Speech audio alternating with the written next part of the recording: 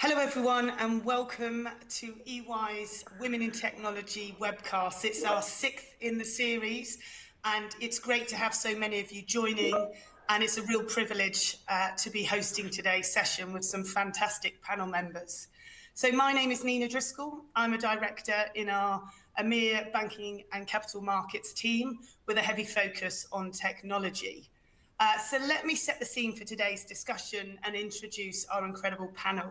So we're exploring the topic of how to be seen and how to build a reputation in the technology field.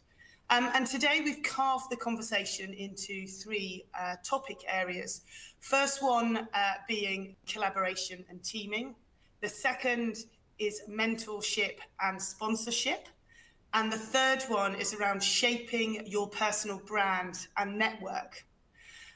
Before we go into introducing the panel members, I just wanted to share a reflection from myself as we were building out this webcast and the topic. I thought about the three topic areas and kind of felt that the collaboration and teaming point really resonated with me.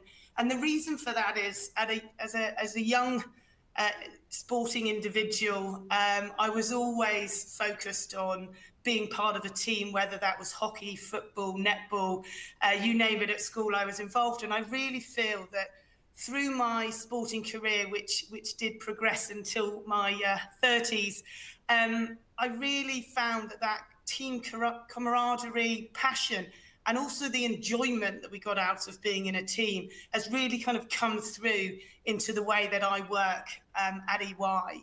I think that, teams can be challenging at times, having to kind of work through difficult situations, tight deadlines. But I think there's always positives that come out of that experience and really help you to drive positive outcomes. So I would say from my sporting times, those day-to-day interactions have really helped me grow as an individual.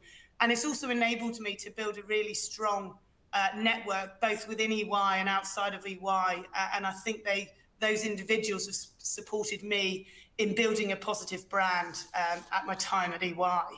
But enough from me. Let me welcome our panel members. We're joined by four incredible ladies today. I am going to read a little bit out on each individual from their bio, but also on the platform, you have the capability to connect to their CVs and read a little bit more detail.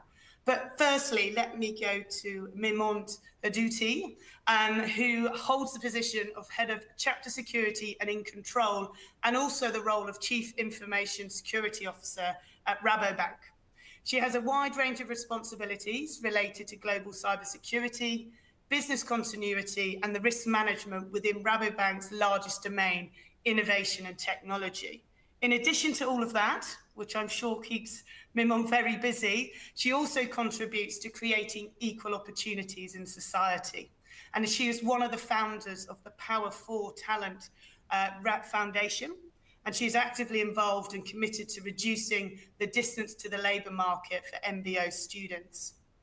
Moving on to Jaspreet Gill, who joins us from BNP Paribas, where she is a Managing Director, Global Head of Risk, ORC, ICT.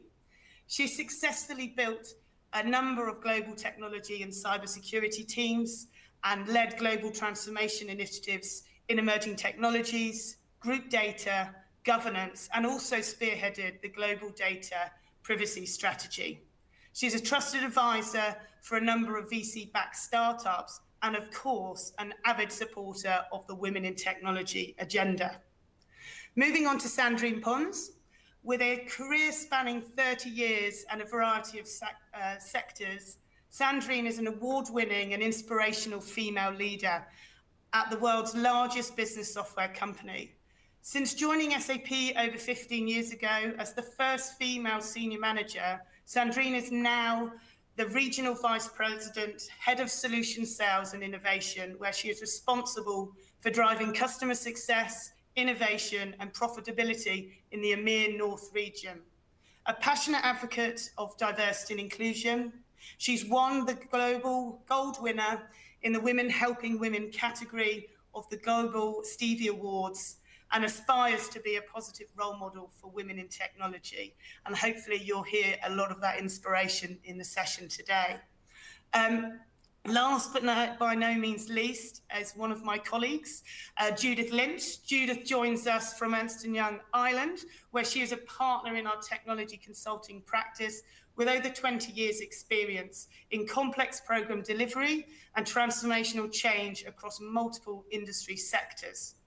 In addition to the day job, Judith is the people and operations lead for the technology consulting practice. She is also the sponsor of our Women in Technology programme in Dublin and sits alongside me as well on the EMEA FSO Women in Technology board. So that sits across our European practice.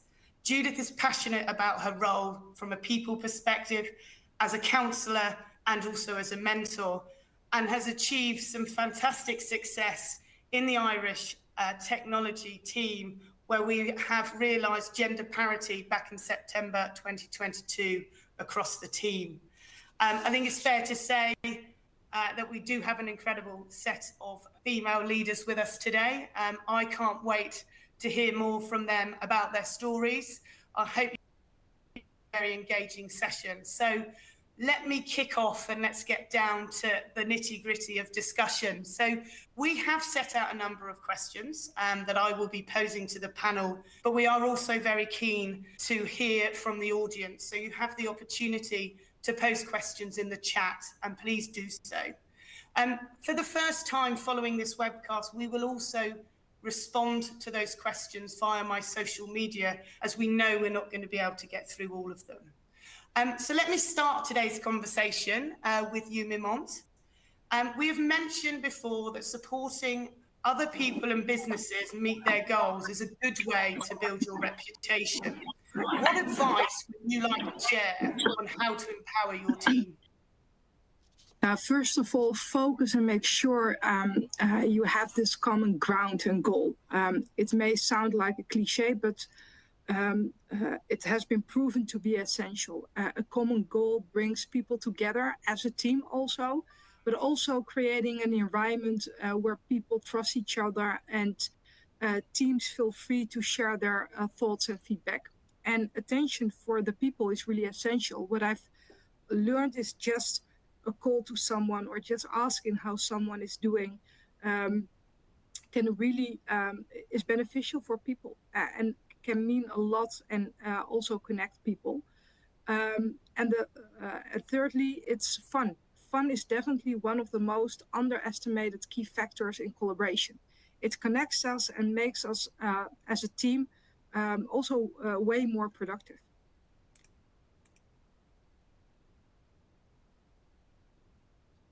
Brilliant. Thank you for sharing that. Some really interesting perspectives there. I'd like to move on to bring you into the conversation, Jaspreet. I know, and I mentioned in your bio, that you've built up several teams globally throughout your career. And it would be good if you can share some insights on how you brought the teams together to deliver successfully across borders. Yeah, sure. So I guess based on the experience, one of the most fundamental and main things, especially when you're working with teams across different locations, is to really set the objective and make it the strategy really, really clear, but also very simple, so that team members aren't actually going off in different directions. And the sports analogy, Nina, that you used earlier is a really good one, where if you've got the team only focusing on attack or defense, they're not collaborating, they're not going to come together, and you really want them to be focusing on the same thing. So making sure everyone's understanding what the main objective is. I think that's a really key idea or concept to really embed, whether your team's based in India or Australia, New York, wherever they are. So once they're all going in the same direction, usually collaborating becomes a lot easier. The other thing really to consider is the cultural differences. There are cultural differences that need to be considered in terms of just the way people operate. Some people are quite relaxed in their mannerisms and styles, and they want you to take that approach as a leader, or sometimes they want the other team members to take that approach. So sometimes you need to do an educational piece amongst the team to help them understand the cultural differences, and in some instances not take offense, to why is this person turned up late for my meeting, and it's nothing to do with that. It's just culturally it's acceptable in that particular region.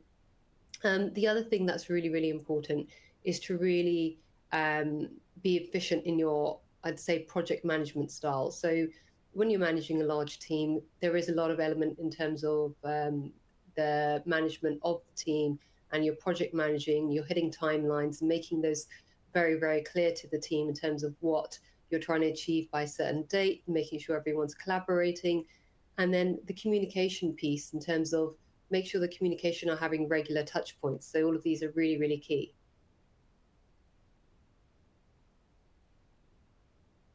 Brilliant, thank you. And that leads me on to a question that I'd like to pose to Judith. So, lots of helpful insights from Jaspreet there, specific to, working across borders, but a lot of that, communication can be just within a close team. But look, I know all of us, and I know many of the audience will have faced some challenging times when working on a project, when pressures are high and deadlines are tight. But Judith, can you share a story in which the we team mindset has been a key factor in that team being successful? Hi Nina, thanks for having me. It's interesting to hear from both Mimoent and from Jaspreet. Two of the things that I would say resonate with me is around being able to set that common objective, and obviously being sensitive as well to the cultural diversity and the different perspectives of the team that only leads to high-performing teams. I've had, fortunately or unfortunately, I've had many challenging projects, but again, I think one of the speakers said there, they're hugely rewarding as well. I suppose when you talk about trying to turn around a challenging situation, I might just speak in the general, it is all about the we team mindset. The objective of going into a room to try and fix a problem is around, leading from the front and creating a reset. Understanding what's caused the problem is really important, but actually dwelling on it can be a barrier to get to a solution and a successful outcome. So that's a key thing to avoid, if you like, or to make sure you do, to reset. I'd also say, again, I think Jaspreet mentioned it around being clear and purposeful about the objective and the priority, and about the scope of the problem you're trying to fix. And that gives all of the team members confidence about what they're trying to resolve for, and the boundary they need to work in, and things they don't need to worry about. Sometimes you need to repeat that when the discussion starts moving in a certain direction. I suppose the role I need to play as a facilitator is to try and bring that back to the core problem we're trying to solve for. So try to avoid going down a rabbit hole. And then the last thing I'd say is, and similar to what's been said already, it is about the role you play as a facilitator in encouraging that all voices are heard and that all voices come to the table with their objectives or their perspectives. So it's linked again to recognising the diversity in the room and the different nuances, the way people perform amongst the team or in the team environment. So I think they're kind of my top tips in terms of how to address a challenging situation. I think what it does is it drives collaboration, it drives teaming, it drives further trust and confidence. And the next time you go again, you're just going to continue to have more confidence in one another, and you understand each other a bit better again. Brilliant, thanks Judith. I think that point on trust and building that trust and that confidence in the team is important, and you see that a lot. I think the more success teams have, the more confident you become. But also I think once you've got that confidence, if you do have a little bit of a bump in the road, it's a lot easier to overcome. But I've just been looking at the Q&A, and we've had a number of questions coming in from the audience, so thank you very much for that. And we're going to pose one of the questions to Sandrine. So Sandrine, which are the main changes you've observed and or implemented concerning being a leader pre and post COVID-19 pandemic? Yes, well, pre-COVID, we created a new position, the happiness officer, who focuses on our team culture and empowering the individuals within the team. We also like to get to know each member's personal culture, anything that makes people feel at home, feel better, finally. During the COVID, focus on the team and the people within it became more important. We needed to take extra care of the team members because you couldn't meet them physically. You could only connect with them through technology, and that's not really a humanized relationship. So we developed new topics to discuss together to keep that human aspect alive and make sure everyone was okay. We implemented different activities. Yes, cooking and cocktail sessions, sharing a Friday drink together online, the gamification, weekly session, where we discuss really different topics, culture, art, music, and so on. This was a new way to connect and spend time together, care about each other, and let the people know that their leader was there. The whole team was there to support each other during this, that disruptive period. Well, and for the newcomers, that's really a key topic here. Yeah, we needed to give them some extra attention because it couldn't have been easy to start a new job online, right? It's very difficult. So we created an internal website where they could find all the information they needed on each team member, our key activities and business projects, so all in a very human way. In other words, we integrated them into the team with the only tool we could use at the time, technology.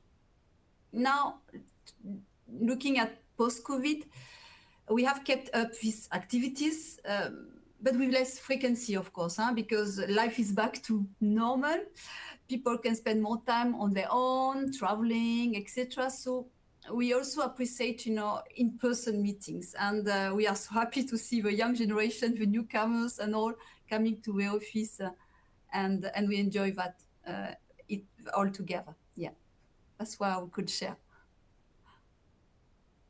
Brilliant, thank you. And I love the happiness officer that you referenced, and also from my perspective, the cocktail evenings on a Friday. But no, I think some fantastic comments from the 4 panel members. Thank you for sharing, and thank you for being so open in what you're sharing with us. I think, what we've heard from webcasts before is these lived experiences and real examples is what impacts people, and they can see themselves sometimes in that situation. So it's great to be getting your guidance and insights. So that's the close to section 1, which was around collaboration and teaming, and keen to now move on to mentorship and sponsorship. So, how can women in technology better capitalize on mentors and sponsors to support their career trajectory and really drive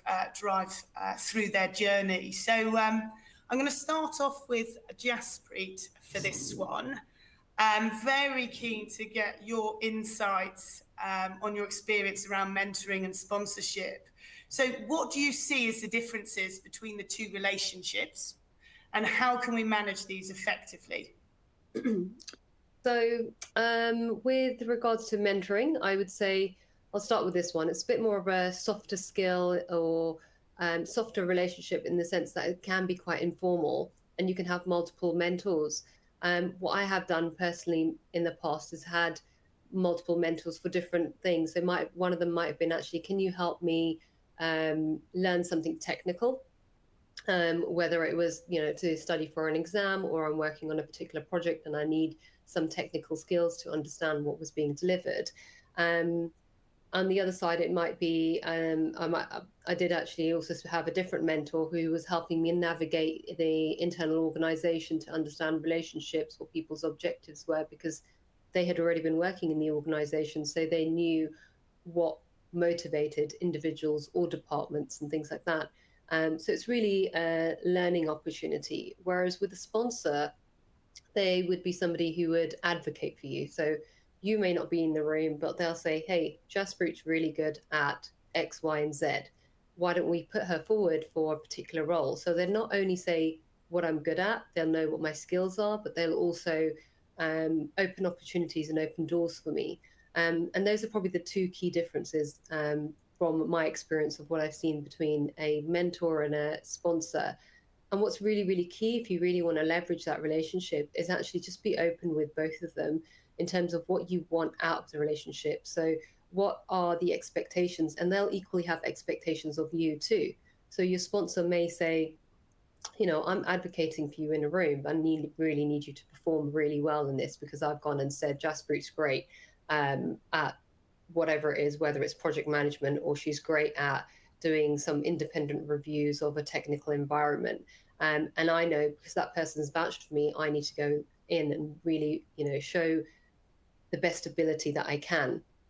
So setting those expectations is really, really important. But also knowing the difference between the two and which one to leverage. So are you looking to learn something, so you probably need a mentor, or is it that you're trying to get to the next career step and you're looking for an opportunity, in which case you might want a sponsor in that situation? So that would be my take on the two. Brilliant, thank you. And I've had a few people that I've spoken to who haven't got a mentor. I'm not sure about how to go about doing it, and I think some people are a bit nervous to kind of stand up and ask individuals. I can say as a mentor to a number of individuals at EY that actually when someone asks you to be their mentor, it's a privilege. So people will take great pleasure and pride in the fact that you're asking them to support you in your career journey. So it's definitely my advice off the back of yours, Jaspreet, is don't be shy as well. If you haven't got a mentor, go away and think about who that person could be and reach out and ask them. So let's move on a little bit more. I'm keen to explore sponsorship, but also bring in the male ally angle. So Sandrine, I'm coming over to you. It's a bit of a two-part question. So how can you get the most out of a sponsorship relationship from your perspective?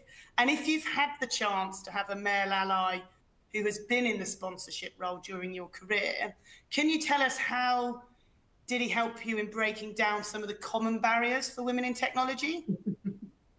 Yes, I will try. So mentoring and sponsorship are very important. Yeah, without it, all that knowledge and experience might be lost. Yeah, and newcomers, I mentioned that regarding newcomers just before, who have to learn everything on their own and all over again. So to have a good mentor, and you mentioned that just before, it's really important, or a sponsor. Yeah, it's really a great opportunity to learn things, and that will help you for sure develop right from the start. The key to learning is to listen and learn from the example of a good mentor. Yeah, that way you can avoid a lot of mistakes and gain also in confidence. That's also a very key aspect. Of course, mistakes will always be made anyway. Yeah, I've got a teenager, I can tell you, I can say anything. Yeah, but it's really important. And really, a mentor can help you to learn from your mistakes as well. Is also really important. You mentioned regarding, some example I have in my career. So I will talk about two executive leaders really helped me to grow in my career. They took time to give me feedback. And for me, feedback is a gift. Let me mention only the top two of them. So the first one, he was an MD of a company. It was when I was young, around 30 years old. And I was on the executive board of a company. Over 5 years, I grew a lot thanks to the way he always challenged me. He gave me a chance. He didn't focus on who I was or where I came from, but he really saw my potential and invested in it. So a great mentor and sponsor. The second one is an ACP executive. He gave me the same type of mentoring and sponsorship, always empowering me.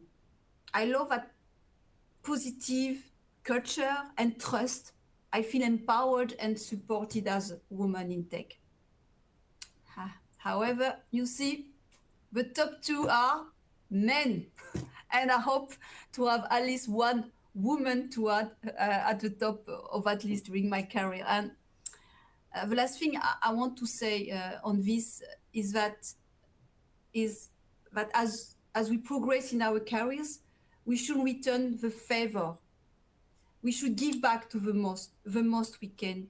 I'm proud to say that I've promoted more women managers than men managers, while giving equal opportunity to everyone based on their skills and their potential, no matter who they are. Brilliant, thank you. Some lovely personal insights there. Thank you for sharing. Judith, I want to come to you specifically on mentorship, and as I read out in your bio, you're very proud in your role as a counsellor and a mentor. And so it'd be good to hear from you, kind of how can the mentor and mentee shape an effective relationship, and maybe share some of your experiences with us. Yeah, thanks, Nina. I think the first point you raised there is about being a mentor is a real privilege, right? For me, I would say I've been very lucky to have been mentored, and it has been a privilege to mentor some colleagues and coach colleagues as well.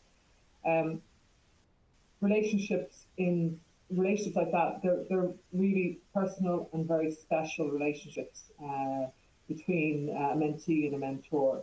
I'd say what I'd say to a mentee is, you know, the mentor has decided they want to do this. It's a deliberate intent on their part to help you. So from a mentee perspective, you should come with the open, trusted mindset, knowing that the mentor is only there to help you and ensure that your objectives that you need to be open and forthcoming with are realized.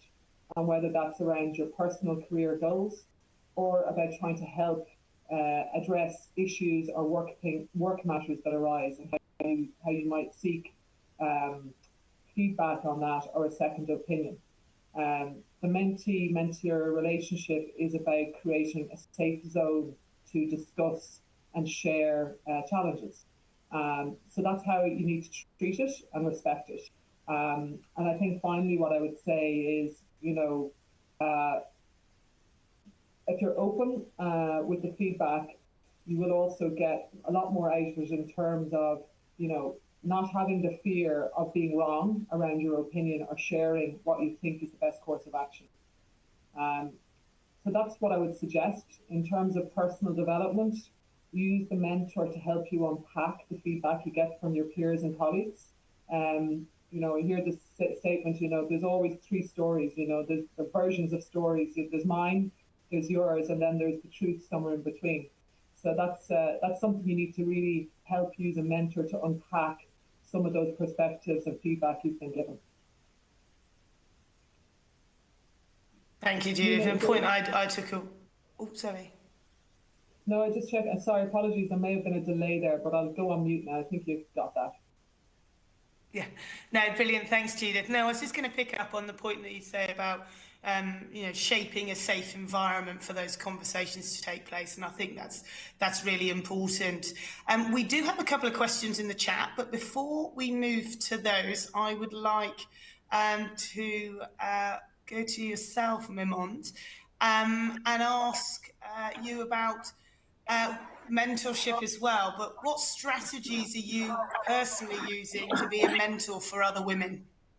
Yeah, thank you. Yeah, I don't have one specific strategy, but I really believe that in helping each other. And the strategy or the way I approach it, it depends on the kind of help that someone needs. It could be about skills, could be about content, but also to enable someone with my network. And during the time, you also build a relationship with each other. And as already said, listen, but really listen to the other one and ask questions. For example, I coach women and be their sparring partner in their career challenges, as an example. And within but also outside the organization, I get often requests from other women, younger colleagues, to drink coffee. And as we say in the corporate environment, I always make time for this moment. And it could be just a half hour. And based on that, you can build a relationship and get into a mentorship. But it could be also a one-time off. And it's not only by helping them, you also learn yourself from the other one. So it's a two-way. And that's really, that's why I also love mentorship and don't have just one strategy. Thank you. It's interesting you talk about the kind of two-way, and I think there's in some organisations there are structured kind of reverse mentorship programs that have been successful, but I think naturally in your mentor-mentee relationship you've got that two-way dialogue, and actually as a mentor I've learned a lot from my mentees as well, and that's enabled me to be more supportive across teams, etc., from learning some of the challenges or impacts that individuals had in their working day. So I think the listening comments that people have made today is critical, and I think that however senior people get within the organisation, we're still learning every day. No one is going to be 100% complete. We're all going to continue to learn, and I've got a 10-year-old and a 12-year-old, and I learn new things from them, namely TikTok, but other things as well in terms of some of the challenges or discussions they may face at school. We've got a question or two questions I'd like to pick up with the group, and I am not going to direct this to anybody, but if you are keen to take the question, then please come off mute and speak up. The first one that we've had relates to sponsorship, and the individual's asking, how do you ask someone to be your sponsor when you might not have a direct relationship with them at the moment? So I don't know if any of the panel members would like to pick that one up.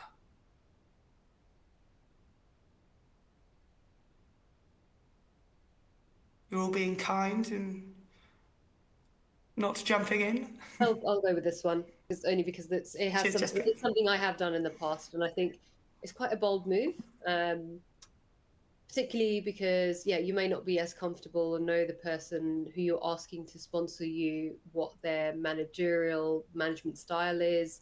But if you know, for example, there's a particular program or project you want to get involved in, and the sponsor is a key decision maker, sometimes it is good to go in and have a conversation with them and actually just be very open and honest and say, look, I know you're working on this particular program or this project, or I know that you know these individuals.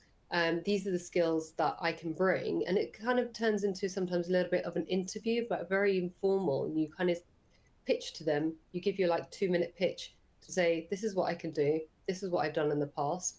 And then make them aware of you. And I guess this is going to kind of jump ahead, Nina, sorry, about your personal brand. So this is where your personal brand would come into it. So if you're known for, I don't know, ethical hacking, for example, or something like that, you might say, look, I've done a number of ethical hacking reviews in the past.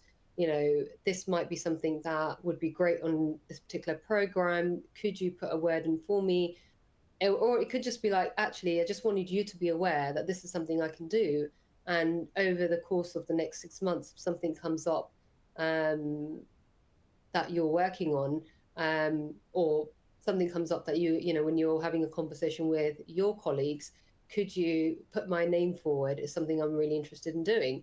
And again, I'm going back to the topic of it's a two-way relationship. So you kind of need to be able to offer them something in order for them to advocate for you. You can't just go up and say, look, I want you to do this for me. You kind of need to be able to say, I'll help you with something, or, this is what I'm going to bring to the table. And that really helps.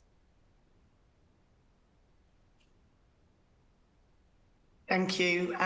No, brilliant. Thank you very much for taking that. And the other question that came up, and I'll add a little bit of flavour, but I'm also happy to pick this up offline if you'd like to reach out to me via LinkedIn, relates to mentorship program, and how do you go about setting a program up within an organisation, or what does success look like? So I'll share a few thoughts, but equally, if any of the panel members want to add to that, please do.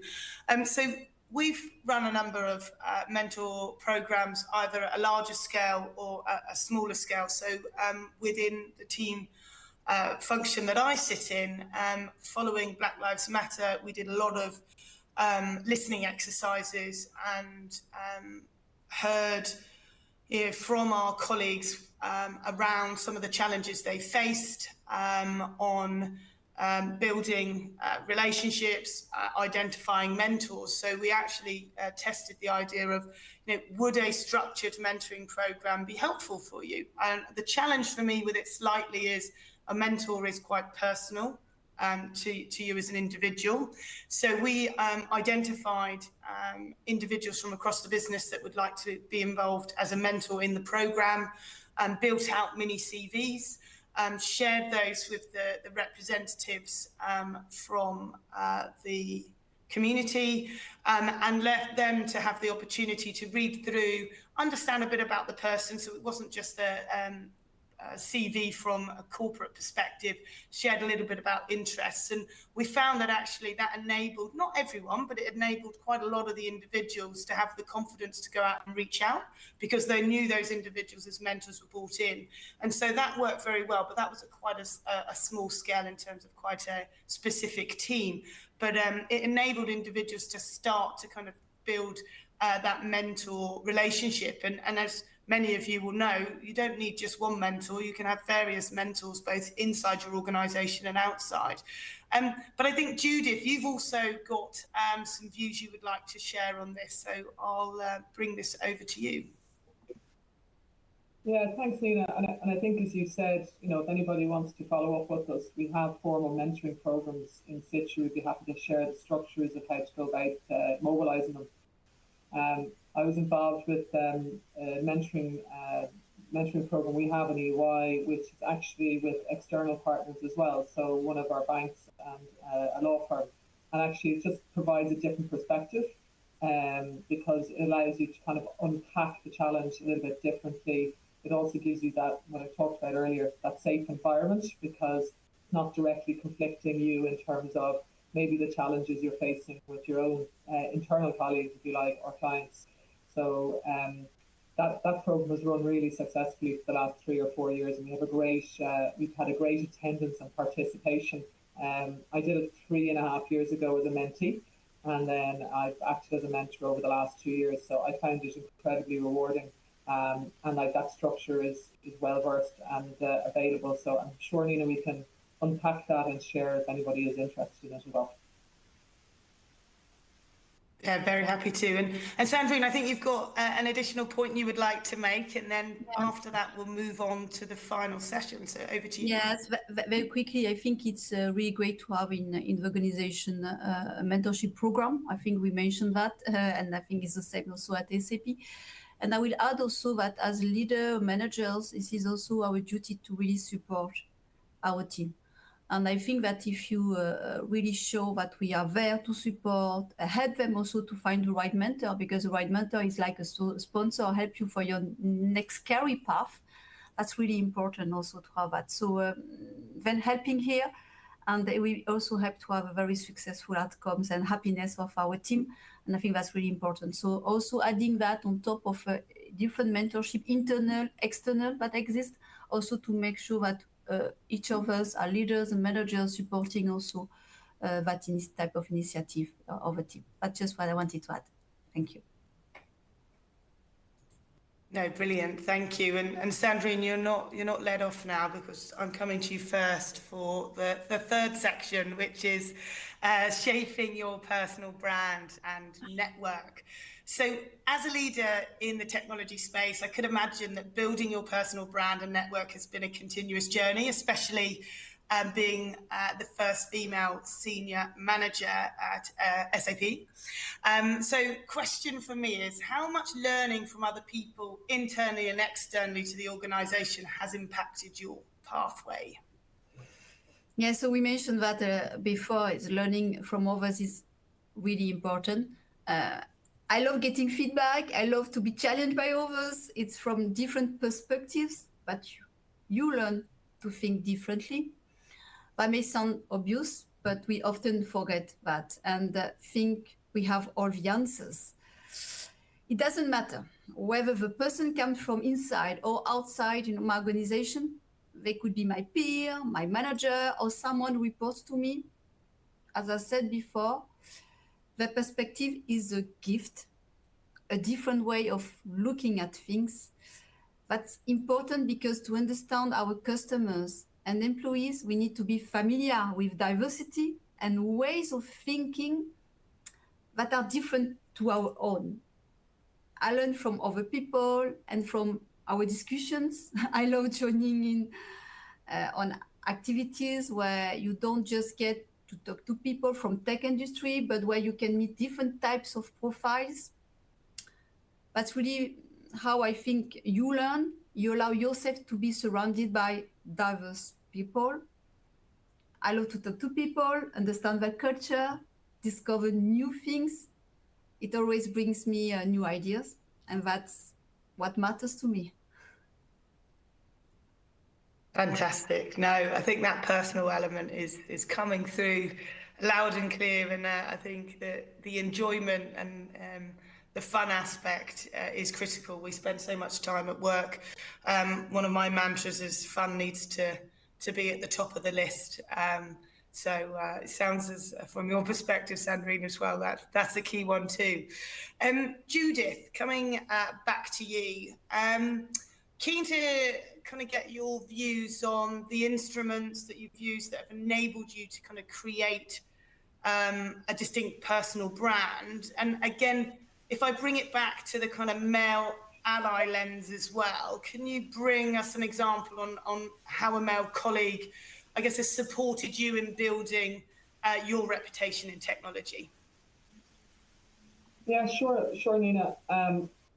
I was reflecting on the personal brand yesterday. I think what my colleagues would say is that I suppose I'm consistent in my delivery on a daily basis, and I'm very conscious around the value that I bring to both my teams, internal and external. Consistency is important, but there's also a balance to be struck because we're all really busy, and you have to reflect on variables that will impact your daily working life or your weekly working life. So from my perspective, you have to strike a chord with your clients or your colleagues around being aware of people's working days and the ground rules, being very transparent around those ground rules for engagement. And I think once you do that, that dependability or that consistency, can really comes to fruition. I would say my brand around teaming is the fact that I'm very collaborative in terms of teaming, and as a result of that, I back my teams. So we talked earlier about how you address challenging situations. It's really important that you're not trying to set the outcome or preempt the outcome, that you're allowing the team to come with all of the options to bring the best solutions to the table. So as I said, that's kind of key for me in terms of my own brand and style.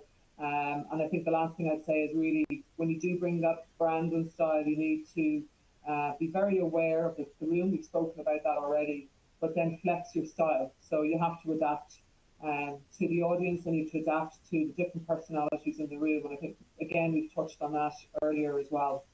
So yeah, that's probably what I would say in terms of personal brand. In terms of male allies, yeah, I'm working in financial services and I'm working in technology consulting. I've had a phenomenal journey over the last 4 years in this space. I have a proven track record on delivery, but I've had great male colleagues and female colleagues help give me feedback when it's necessary. Sometimes it can feel a little bit sensitive or a little bit unhelpful, but actually as you reflect on it and you go through that journey of discovery and awareness of how you're perceived, it's phenomenal. It's hugely empowering and sets you free, because you become aware of something, then you can attract, or you can address it and move forward. So I've been very lucky that in our team and across EY, we've had a number of great allies who both sponsored me and then mentored me. So as I think Jaspreet mentioned it, multiple people have helped me over my career, and I also want to see some female colleagues providing my sponsorship and mentorship going forward. Thanks, Nina. Cheers, Judith. I think the point I would pick up on was from your first part of the response, which is about flexibility, which I would say in terms of your versatility. And I think when I thought about that when I was about 10, 15 years ago, when I was still kind of progressing through the ladder myself, I would kind of see versatility or flexibility as having to be different in different situations, as in be a different Nina. As I've gone through my career, I've realised that no, versatility is just better understanding the individual that you're interacting with. Don't lose who you are, but work out if that you're speaking to someone analytical. I'm quite expressive. When I've got someone analytical, I need to be more structured in the way that I approach it to ensure that I'm getting the most of the meeting for both of us. So that was a big learning I took, which is because I didn't want to change who I was, and I just flex my style to that of the audience, let's say. No, I thought that was an interesting point. Mimoent, I'd like to come to you next and ask you, from your experiences, what techniques have enabled you to be an effective networker? Yeah, I think it starts with dare to ask, because if you want to network, you need to ask people for help and to reach out to them. And it would be really, I think it's really a surprise that when you find out how many people who really want to help you and to spend time with you and happy to have a cup of coffee or to get to know each other. So really dare to ask help for people and reach out. And if you have a small network, start with asking one person or a mentor to introduce you to their network. From then on, the ball will keep on rolling, and you will meet people, and you need to make sure that you stay connected with your network, but also create a network for yourself with different perspectives, and not only from your own company. It really and will enrich you to get a fresher insight, but also different perspectives. That's at least my view on effective networking. No, brilliant. And I do think, I've been in situations where you can see someone is a little bit shyer in a room if we're talking about a networking event. So I think also we should be looking out to see if there's opportunities to help bring others into the network. So thank you for sharing on that. To wrap up our third section, and before we move on to hear some final top tips from our panel, we've got another question from the audience that kind of caught my eye. And Jaspreet, I want to bring that to you, if that's okay, which is, do people underestimate the power of shaping their own personal branding? And please, I guess, share some of your personal experiences from this perspective.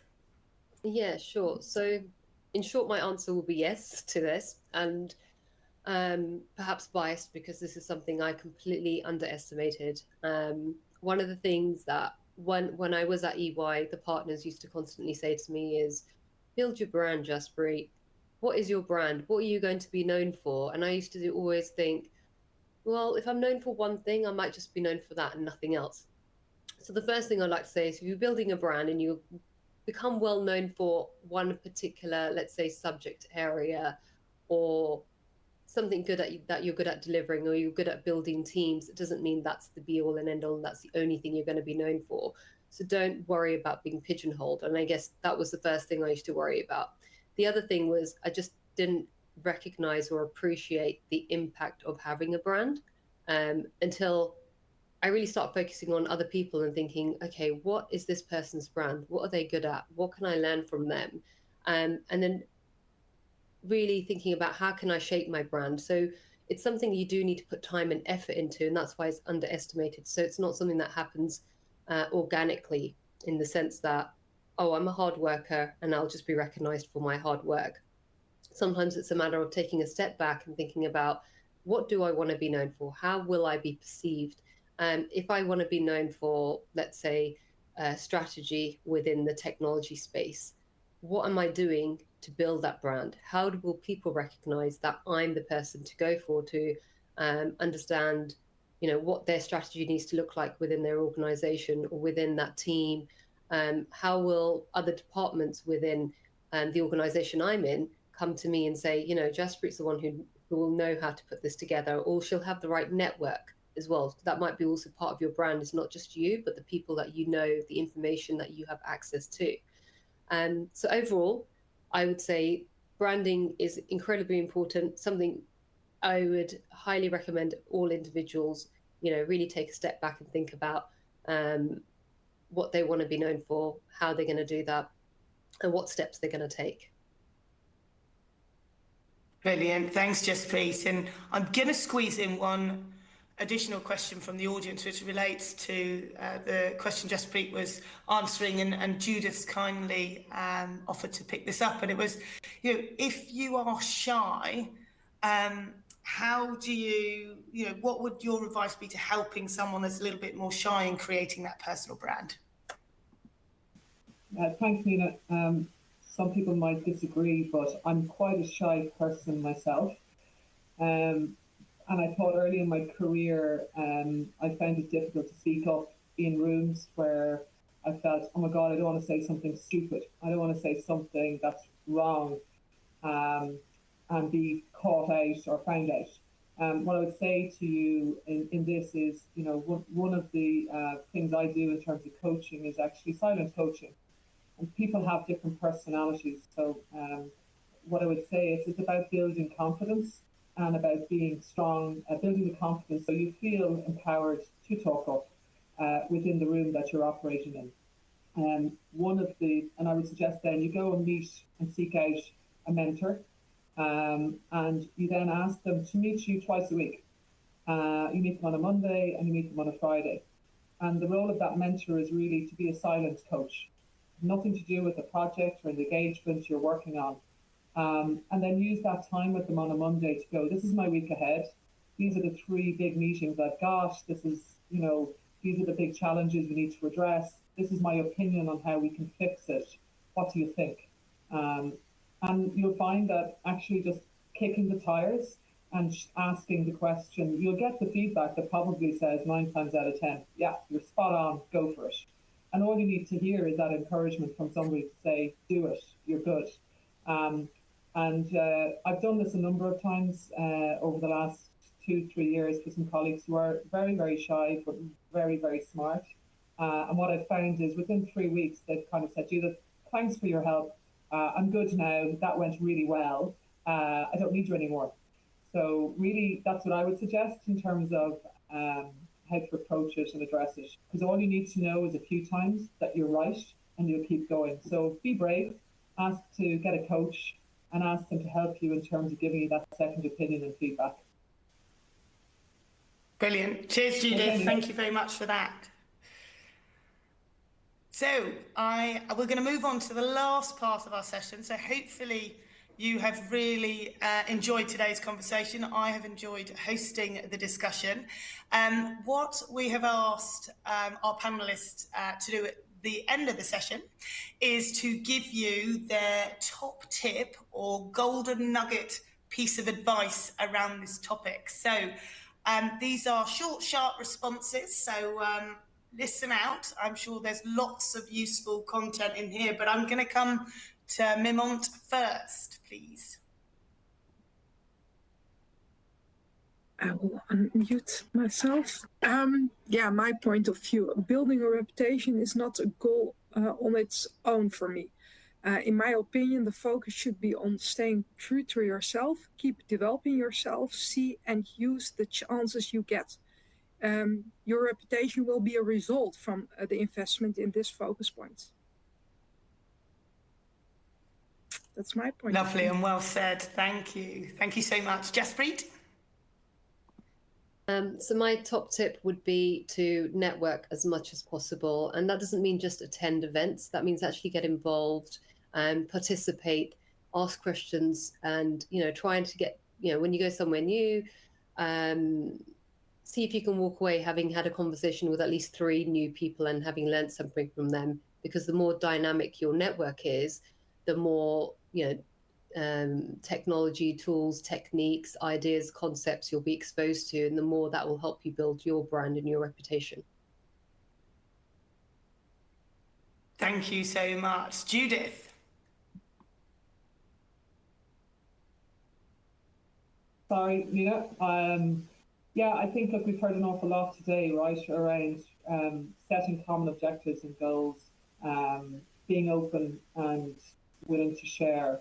And I think the final thing I'd say is just, continuously learning. We've heard that a few times today as well. And I think try and be a problem solver for your teams and your colleagues is probably the best way forward. I love that, problem solving for your teams. Thank you. And last but not least, Sandrine, let's hear your top tip. Yeah, so first, you need to lead by example. You need to show the way. A good reputation is difficult thing to build and so easy to destroy. It's important to remember that it's really about the way you act, the way you are, just being yourself. It's the best personal branding because it's yours. Yeah. My advice is to stay with who you are. Do not try to become someone else. To sum up, be yourself, lead by example, and give something back. Give back when you can, and always remember that the best culture is a learning culture. There is always something new to learn, and like today, a great webcast, a great opportunity for me to be with other thought leaders, inspiring women, sharing my stories and hearing fascinating stories from others. So don't be shy. Do not hesitate to talk about yourself or how you help the others. It will help inspire many other people around you, and they will follow your example and help more and more people. That's how you build your reputation, don't you think? That's what we say. Oh, brilliant. Thank you. And great comments to end on. Really, really appreciated. I will just take a minute or two to wrap up today's session. Thank you to everyone that joined the session today. I want to say a massive thank you to our panel, Mimoent, Jaspreet, Sandrine, and Judith. It's been a fascinating conversation. Really, really have learned a lot myself. Just for those on the call, there will be a replay available. We will be posting that on social media, so keep an eye out for that. We also have an illustrator who's joined us today who has captured the conversation, and we will be sharing that as well, we'll have some top tips highlighted in that visual as well.